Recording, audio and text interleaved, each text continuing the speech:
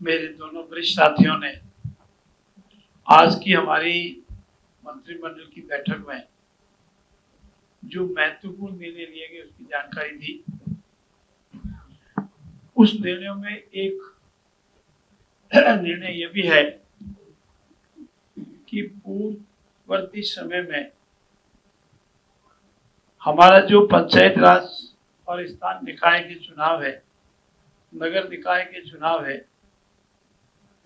वो लंबे अंतराल के बाद करवाने के कारण करीब 2 वर्ष में पूरे हुए और कई पंचायत राज निकाय की जो चुनाव की अवधि है उनका निर्धारित कार्यकाल में पूरा हो गया, कई का अभी आने वाले नवंबर तक पूरा होना है।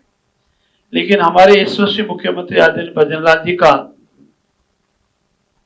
प्रारंभ से ही मत था, उनका संकल्प था और उन्होंने बजट में भी इसको दोहराया कि हम वन स्टेट वन इलेक्शन की अवधारणा को यथासंभव पूरी कोशिश करके पूरा करेंगे। और इसी के आधार पर उनका ये भी मानना है कि लंबे समय तक चुनाव प्रक्रिया अपनाने से हमारे जो विकास के कार्य अवरुद्ध होते हैं, अनावश्यक खर्चा होता है। हमारे राजस्थान सरकार के जो कर्मचारी है वो इलेक्शन की ड्यूटी में लग जाते हैं, तो उनका जो दिन प्रतिदिन का कार्य है, उनकी जो ड्यूटी है उससे उनका व्यवधान होता है। हमारे जो पुलिस अधिकारी है, आरएसी अधिकारी है, यानी अधिकारी, वो भी अलग अलग स्थानों पर अलग अलग टाइम डेपोट होते हैं, तो उनको भी आना जाना खर्चा होता है, ड्यूटी में व्यवधान होता है और लंबे समय तक अनावश्यक इलेक्शन में लटकाने जो आपसी प्रेम भाव होता है उसमें भी कहीं न कहीं हास होता है। इन सब को ध्यान में रखते हुए 2024-25 के बजट में ये स्पष्ट रूप से घोषणा की गई थी कि हम स्थानीय निकाय और पंचायत राज के चुनाव यथासंभव वन स्टेट वन रजिस्ट्रेशन की अवधारणा पे आधार पर करवाएंगे। और आज मंत्रिमंडल की बैठक में इसी को दोहराया गया है और ये तय किया गया है कि हमारे जो पंचायत राज के चुनाव है या हमारे जो नगर निकाय के चुनाव है, हम एक ही साथ शुरू करेंगे और जब पूरे हो जाएंगे तो एक साथ पूरे करेंगे। तो हमारी जो ये अवधारणा है वन स्टेट वन इलेक्शन की, वो पूरी होगी। साथ ही साथ हमारे ओबीसी कमीशन की रिपोर्ट भी हमारे पास आ गई है। पूर्व में महाराष्ट्र के केस में माननीय सर्वोच्च न्यायालय ने मार्च 2021 में ये स्पष्ट निर्णय पारित किया था कि यदि कोई सरकारें ओबीसी वर्ग को आरक्षण का लाभ देना चाहे तो एक स्वतंत्र रूप से ओबीसी कमीशन का गठन करें और ओबीसी कमीशन को गाइडलाइन देती कि त्रिस्तरीय वो इस तरह से जांच करें, वो रिपोर्ट सरकार के पेश करें और सरकार उस रिपोर्ट को स्वीकार करने के उपरांत जो 50% की सीलिंग लिमिट है एससी, एसटी और ओबीसी उसके अंदर रहते हुए ओबीसी वर्ग की जातियों को उनका आरक्षण का लाभ दे।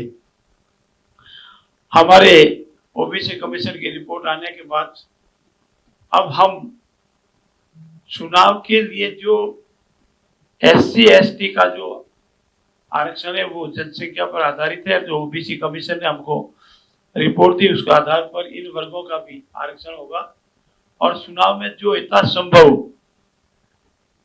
न्यायालय ने जो मत व्यक्त किया है, हमने जो न्यायालय के समझ बात कही उसके अनुसार ही चुनाव होंगे और नगरीय निकाय पंचायत राज एससी एसटी वर्ग की ओबीसी का आरक्षण के उपरांत एक साथ हम चुनाव की प्रक्रिया प्रारंभ करेंगे और पूर्ण होने के उपरांत जहां तक हमारा संभव है जो न्यायालय में बताया गया है उसको पूरी करेंगे। तो ये जो हमारी अवधारणा थी ये उसको पूरी करेंगे, लॉटरी प्रक्रिया शीघ्र ही प्रारंभ हो जाएगी। मित्रों, ये जरूरी भी है, ये स्टेट हमारा है और जितना खर्चा अनावश्यक होता है वो हम सब के ऊपर होता है और आप सब भी इस बात अवधारणा को मानेंगे कि वन स्टेट वन इलेक्शन हमारे देश और हमारे प्रदेश और आमजन के हित में है। और हमारी सरकार जन कल्याणकारी हितों का ध्यान रखती है, जनता के हितों का ध्यान, इसलिए इसको तय किया गया। आज की मंत्रिमंडल की बैठक में दूसरा महत्वपूर्ण दिन है, हमारा जो श्रमिक वर्ग है, जो हमारे समाज का बहुत बड़ा वर्ग है, हमारे प्रदेश का बहुत बड़ा वर्ग है, उसके हितों को भी ध्यान में रखता है। और इसीलिए आज हमने मजदूरी संहिता राजस्थान नियम 2026 को मंजूरी दी है। और इसमें विशेषकर मजदूरों के हितों, मजदूरी का निर्धारण, उसका कार्य दिवस के बीच में अंतराल, इन सब का पूरी स्पष्ट रूप से ध्यान रखा जाएगा। और जो हमारे वाणिज्यिक या व्यावसायिक प्रतिष्ठान है, उनकी आवश्यकता की भी पूर्ति हो, उनको नुकसान नहीं हो, समय पर उनको लेबर मिले। और इस हेतु सुव्यवस्थित रूप से राज्य मजदूर संहिता का मंजूरी दी गई है।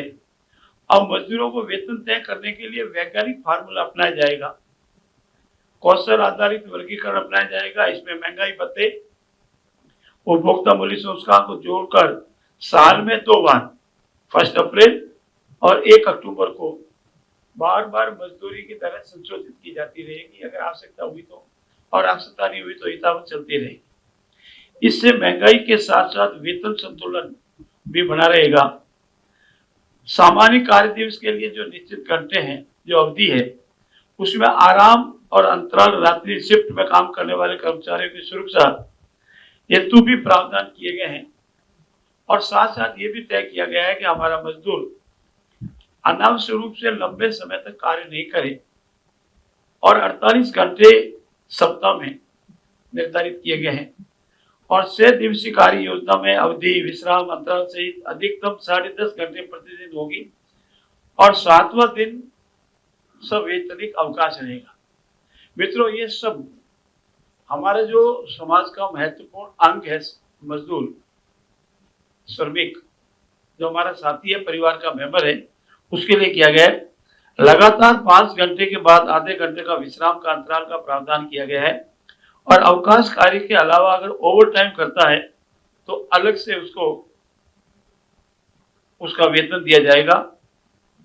नियोक्ता के लिए वेतन पर्ची देना अनिवार्य किया गया है, ताकि आजकल कई शिकायतें आती है कि वेतन अमुक तरीका दिया गया है, उसको कागजों में अमुक तरीके से बता दिया गया है। ऐसा नहीं होगा। वेतन से होने वाली कटौतियों की सीमा व डिजिटल रजिस्टर में नियमों स्पष्ट प्रावधान किया गया है। सब इसीलिए किया गया है कि हमारा जो मजदूर भाई है, उसके हितों की सुरक्षा हो और वो अपनी क्षमता के अनुसार कार्य भी करें और पारिश्रमिक भी प्राप्त करें। मित्रों, जैसा अभी आदरणीय राज्यवर्धन सिंह ने बताया, ऊर्जा स्रोत में हमारा राजस्थान हमारे देश में अग्रणी भूमिका निभा रहा है और उसको दिनों दिन बढ़ाना भी है।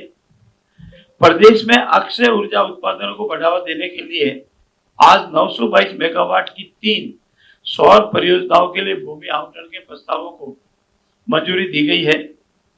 इन प्रस्तावों में बीकानेर की तहसील पुगल के ग्राम भवानीपुरा में 22 मेगावाट की परियोजना के लिए लगभग 44 हेक्टेयर भूमि, जैसलमेर जिले की तहसील फतेहगढ़ के ग्राम रणदा में 200 मेगावाट उत्पादन क्षमता के लिए 324 हेक्टेयर एवं 700 मेगावाट की परियोजना के लिए जैसलमेर की उपनिवेश तहसील नासना के ग्राम बोडाना में 1678 हेक्टेयर भूमि सशर्त आवंटन की स्वीकृति दी गई है।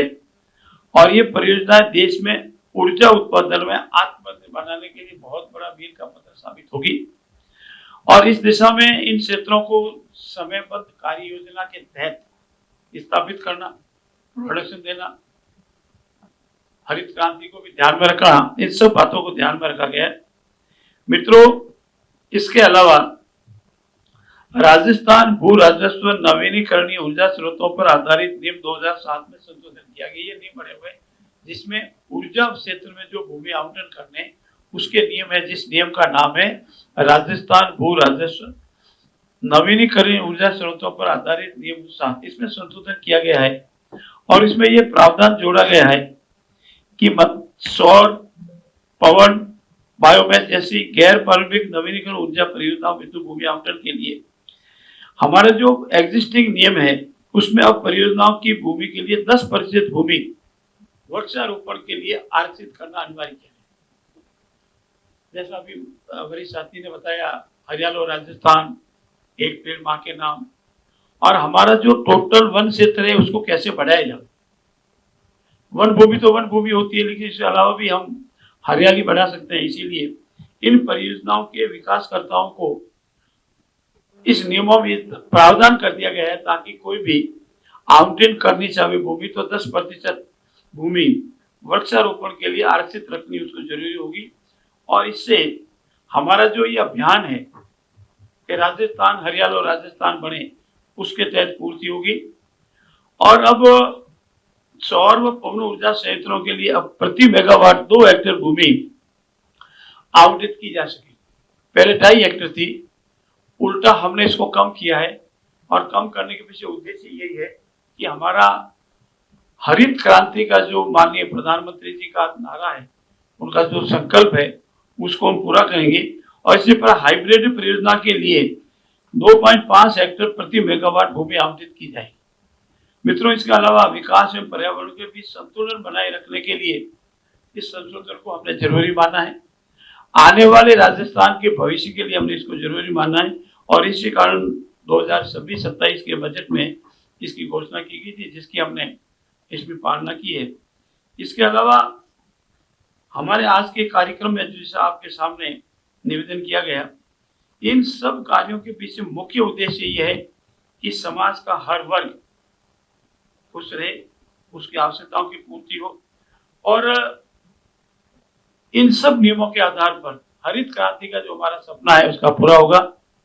मैं आप सबको बहुत बहुत धन्यवाद देता हूँ, आपने हमारी बात को सुना। और ये राजस्थान के क्षेत्र में विकास का क्षेत्र हो, हरित क्रांति का क्षेत्र हो, हमारे जो स्थानीय निकाय है की परियोजना हो, जो हमारी स्थानीय सरकार है उसकी अवधारणा के लिए जरूरी हो, इन सब का आज यशस्वी मुख्यमंत्री जी के नेतृत्व में मंत्रिमंडल ने निर्णय लिया है। धन्यवाद।